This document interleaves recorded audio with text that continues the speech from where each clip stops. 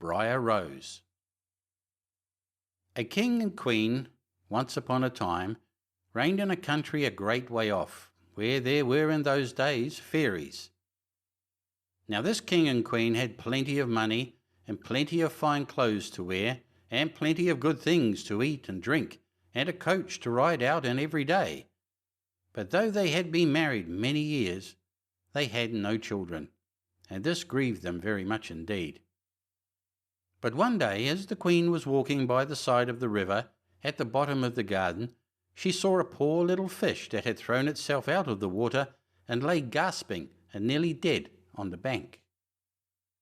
Then the queen took pity on the little fish and threw it back again into the river, and before it swam away it lifted its head out of the water and said, "I know what your wish is, and it shall be fulfilled. In return for your kindness to me, you will soon have a daughter." What the little fish had foretold soon came to pass, and the queen had a little girl, so very beautiful that the king could not cease looking on it for joy, and said he would hold a great feast and make merry to show the child to all the land. So he asked his kinsmen and nobles and friends and neighbours. But the queen said, "I will have the fairies also, that they might be kind and good to our little daughter." Now there were 13 fairies in the kingdom, but as the king and queen had only 12 golden dishes for them to eat out of, they were forced to leave one of the fairies without asking her.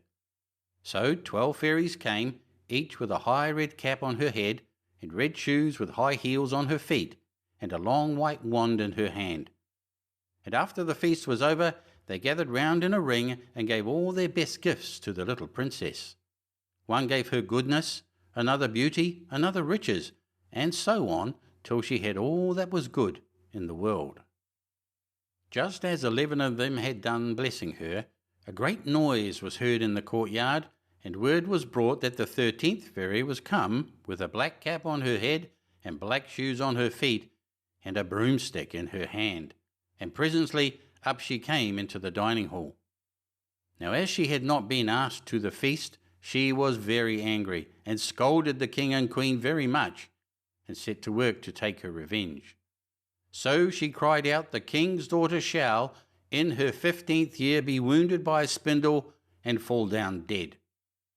Then the 12th of the friendly fairies, who had not yet given her gift, came forward and said that the evil wish must be fulfilled, but that she could soften its mischief. So her gift was that the king's daughter, when the spindle wounded her, should not really die, but should only fall asleep for 100 years. However, the king hoped still to save his dear child altogether from the threatened evil, so he ordered that all the spindles in the kingdom should be bought up and burnt. But all the gifts of the first 11 fairies were in the meantime fulfilled, for the princess was so beautiful and well behaved and good and wise that everyone who knew her loved her.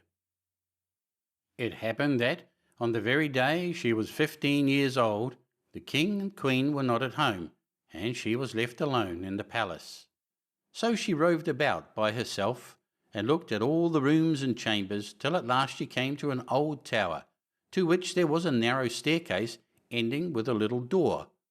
In the door there was a golden key, and when she turned it, the door sprang open, and there sat an old lady spinning away very busily. "Why, how now, good mother?" said the princess. "What are you doing there?" "Spinning," said the old lady, and nodded her head, humming a tune while Buzz wet the wheel. "How prettily that little thing turns round," said the princess, and took the spindle and began to try and spin. But scarcely had she touched it before the fairy's prophecy was fulfilled. The spindle wounded her, and she fell down lifeless on the ground. However, she was not dead, but had only fallen into a deep sleep. And the king and the queen, who had just come home, and all their court, fell asleep too, and the horses slept in the stables, and the dogs in the court, the pigeons on the housetop, and the very flies slept upon the walls. Even the fire on the hearth left off blazing and went to sleep. The jack stopped, and the spit that was turning about with a goose upon it for the king's dinner stood still, and the cook, who was at that moment pulling the kitchen boy by the hair to give him a box on the ear for something he had done amiss, let him go, and both fell asleep. The butler, who was slyly tasting the ale, fell asleep with the jug at his lips. And thus everything stood still and slept soundly. A large hedge of thorns soon grew round the palace, and every year it became higher and thicker, till at last the old palace was surrounded and hidden, so that not even the roof or the chimneys could be seen. But there went a report through all the land of the beautiful sleeping Briar Rose, for so the king's daughter was called, so that from time to time several kings' sons came and tried to break through the thicket into the palace. This, however, none of them could ever do, for the thorns and bushes laid hold of them, as it were with hands, and they were stuck fast and died wretchedly. After many, many years there came a king's son into that land, and an old man told him the story of the thicket of thorns, and how a beautiful palace stood behind it, and how a wonderful princess called Briar Rose lay in it asleep with all her court. He told, too, how he had heard from his grandfather that many, many princes had come and had tried to break through the thicket, but that they had all stuck fast in it and died. Then the young prince said, "All this shall not frighten me. I will go and see this Briar Rose." The old man tried to hinder him, but he was bent upon going. Now that very day the 100 years were ended, and as the prince came to the thicket he saw nothing but beautiful flowering shrubs, through which he went with ease, and they shut in after him as thick as ever. Then he came at last to the palace, and there in the court lay the dogs asleep, and the horses were standing in the stables, and on the roof sat the pigeons fast asleep with their heads under their wings.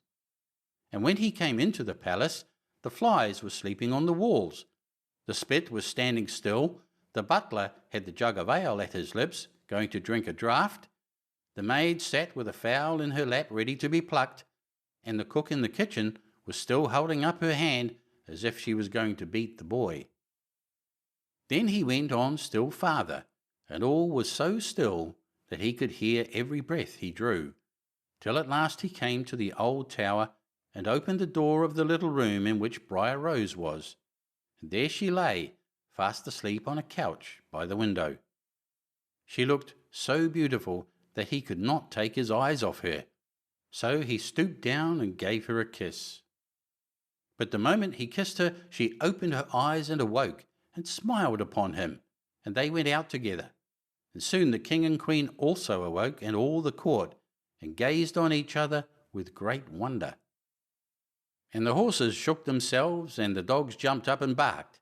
The pigeons took their heads from under their wings, and looked about, and flew into the fields. The flies on the walls buzzed again, the fire in the kitchen blazed up, round went the jack, and round went the spit, with the goose for the king's dinner upon it. The butler finished his draught of ale, the maid went on plucking the fowl, and the cook gave the boy the box on his ear. And then the prince and Briar Rose were married, and the wedding feast was given, and they lived happily together all their lives long.